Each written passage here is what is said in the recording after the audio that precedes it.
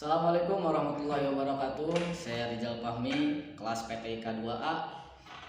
Tugas mata kuliah Ibu Hipmi Fitria Nurjanah MPD.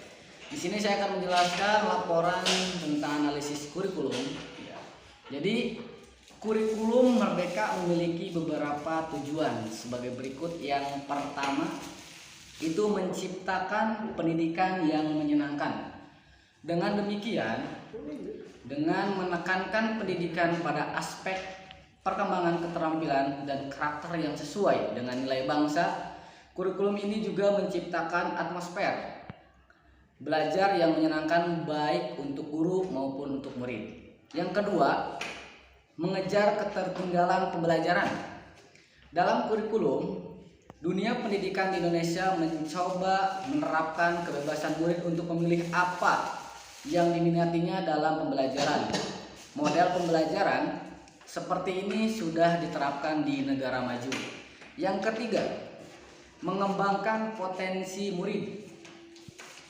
Fleksibilitas dalam menjalankan proses pembelajaran juga merupakan salah satu kunci agar murid dapat memahami lebih mendalam bahan ajar yang diberikan. Selanjutnya, kelebihan kurikulum Merdeka. Di antaranya yang pertama, sederhana tapi lebih fokus. Penerapan kurikulum ini membuat murid lebih fokus pada materi yang esensial dan mengembangkan potensi murid. Hal ini bisa dilihat dari penyampaian bahan ajar yang tidak terburu-buru namun mendalam dan bermakna.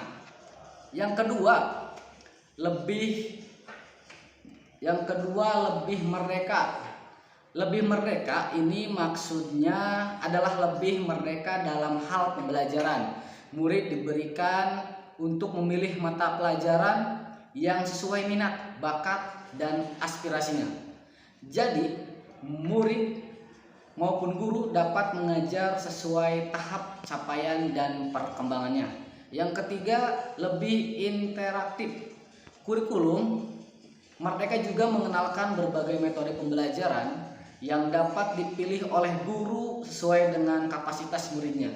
Salah satu melalui pembelajaran berbasis project basis learning.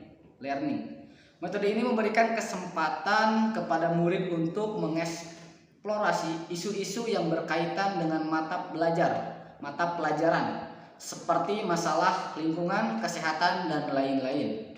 Lanjut, untuk kekurangan kurikulum Merdeka. Yang pertama, kurang matang dalam persiapannya. Mengingat kurikulum Merdeka baru diresmikan serta diluncurkan oleh Mendikbudristek beberapa bulan yang lalu. Tentu pengajian dan evaluasi yang lebih mendalam diperlukan agar penerapan efektif dan tepat. Yang kedua, itu sistem pengajaran yang belum terencana dan rinci. Jika melihat prosedur pelaksanaan pembelajaran dalam kurikulum Merdeka, sistem pengajarannya masih belum membahas dengan rinci mengenai upaya untuk meningkatkan kualitas pendidikan di Indonesia.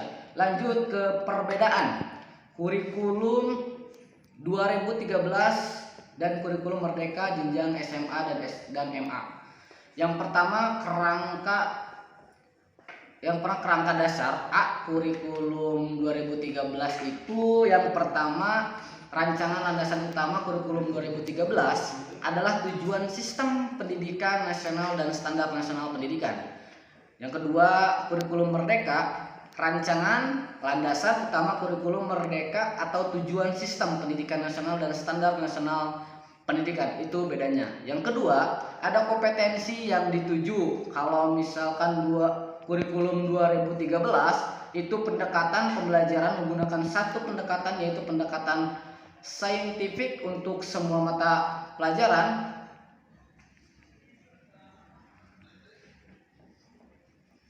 Pada umumnya pembelajaran terfokus hanya pada intrakurikuler, tatap muka. Untuk kokurikuler dialokasikan beban belajar maksimal 50%. Oke, yang kelima, penilaian. Yang pertama, kurikulum 2013 ya. 2013 itu penilaian formatif dan sumatif oleh pendidik berfungsi untuk memantau kemajuan belajar, memantau hasil belajar, dan mendeteksi kebutuhan perbaikan hasil belajar peserta didik secara keseimbangan. Yang kedua, menguatkan pelaksanaan penilaian autentik terutama dalam proyek penguatan profil pelajaran Pancasila. Yang ketiga, tidak ada pemisahan antara penilaian sikap, pengetahuan, dan keterampilan. Yang keenam, perangkat ajar yang disediakan pemerintah. Kurikulum 2013 itu buku teks dan buku non teks, contoh-contoh modul ajar, alur tujuan pembelajaran, contoh proyek penguatan profil belajar Pancasila, contoh kurikulum operasional suatu pendidikan. Terima kasih, sekian penyampaian laporan analisis kurikulum dari saya. Mohon maaf jika ada salah-salah kata, disengaja maupun tidak sengaja, mohon maaf lahir dan batin. Sekian, wassalamualaikum warahmatullahi wabarakatuh. Semoga bermanfaat.